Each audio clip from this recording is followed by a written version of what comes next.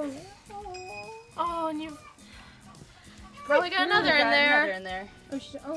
twins. They totally has another one in usually there. give birth to twins. Like, that's the most common for goats, yeah. Come on. So when the kids are first born, you bring them into the milking parlor and we dry them off, we let the mom lick them, we milk out the mom, and we pick up the kid and dip the end of the umbilical cord in iodine to help dry it out and sterilize it, or sanitize it, so it doesn't get infected.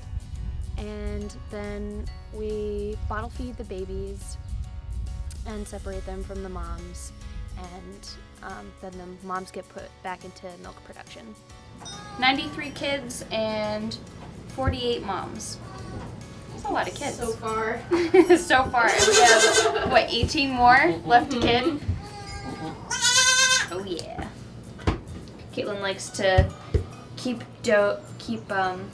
babies from does who might be retiring soon, so she can continue that line. Or not keep a doe if she doesn't want to continue that line. Yeah, there's a lot of factors in deciding who to keep and who not to keep. So this is how we keep track of the girls when they come in to be milked. All of these names are all of the goats that we're milking currently. And when they come in, they get a check mark. We have their name and their number to identify them. But personally, I know them all by face. We have these two columns here. This is when they gave birth, and this is the last time we trimmed their feet. If I take over milking for Caitlin, I'll probably come down here at like 7 to take over milking, or if she needs to get to market, come down here around 6. It's not too bad. If you're an apprentice like me, the day starts at 7 a.m. unless you're doing a Saturday morning milking or something like that. Yeah. And then depending, if you're not milking that night, the day will wrap up around, I guess this early in the season, like 5 or 6. If you are milking, more like 7 or 8. In the summertime, it gets pretty crazy. Yeah. I've been down in the dairy till like 9 o'clock sometimes, which really sucks. But that doesn't happen too often. Altogether, I would say about 85 goats on the property, but we're only milking, what are we milking, 50? 50 goats? Something like that. Something like that. So 85 with all the babies and the bucks and everything. They also like to take themselves out for walks in the morning. So we'll milk them in the morning, and then afterwards we'll let them back out here, and they'll just all come down here and take themselves for a little stroll. A little morning constitutional. So with each kidding season, there's the name theme, so she can keep track of, each goat that was born that year or what year. This year is Star Wars. So we have Jakku, and we have Rey, and we just got a little Nigerian La Mancha buck, and we named him Han Solo. We started out with alpines. We still have a lot of pure alpine goats. Over the years, we've crossed them with Saanens and Oberhaslis and Sable Saanens, which are still also a Swiss breed. We've also crossed with Nubians, which are less tolerant of Maine weather, but they give a higher butterfat milk. And the same with the Nigerian dwarfs, they give a higher butterfat milk. And whenever you have higher butterfat, that means more cheese out of the milk. So more cheese per volume of the milk, less work. So the types of animals that we have many chickens, all different varieties. We have peacocks, and we have different varieties of goats. We have 2 cats running around, and Caitlin and Brad have a beautiful little chocolate lab. And we have 2 pigs, 2 American guinea hog pigs. And I think that's about it. Full house. I've been raising goats since 1979, and with a slight break in the late mid 80s, where I had to disperse my farm, relocate, remarried. My second husband said, "If you want to have goats again, honey, you can have goats." And I said, "Okay." It's all about knowing your farmer, knowing where your food comes from, that customers can come to me and ask me about my goats, what breed I have, if they're healthy, if they have names. That's where local food is all about. It's about knowing your farmer.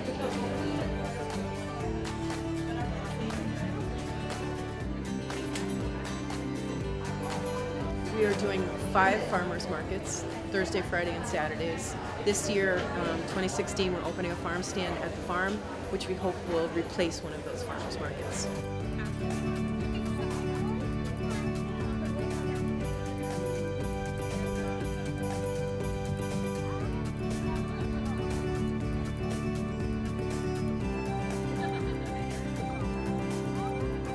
I really appreciate the camaraderie that I felt on this farm, and also working with women. Like, Women power! like, this is a Yes, it's lady amazing. powered farm, like almost exclusively Between lady all power. of the goats. No, we have a couple boys thrown in there. They're not too bad, but being surrounded by female goats, female workers, female employee, it's wonderful. I love it.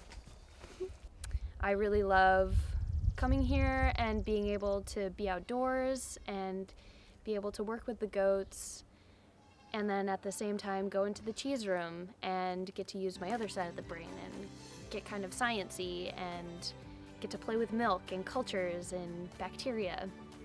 And it's just a really wonderful mix of both sides of my brain, and I think that I'm fine with that. The backbone of our business are soft, fresh goat cheeses that we make in several different styles. We shape them differently or flavor them differently. Some we age on a bit. We also make goat's milk yogurt. We make feta, which is long aged. We make a hard cheese, which is long aged. And manchego.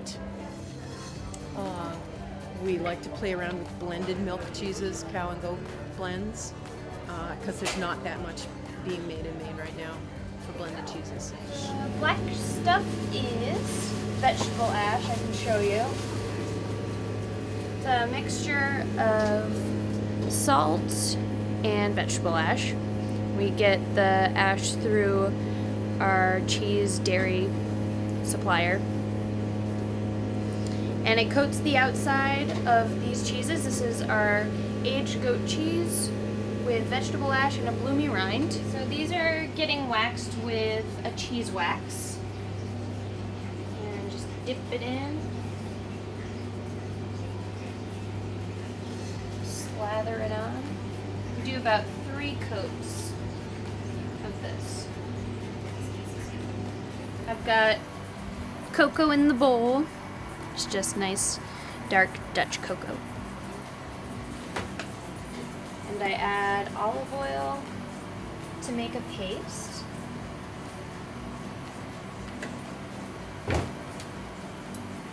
And whisk it up.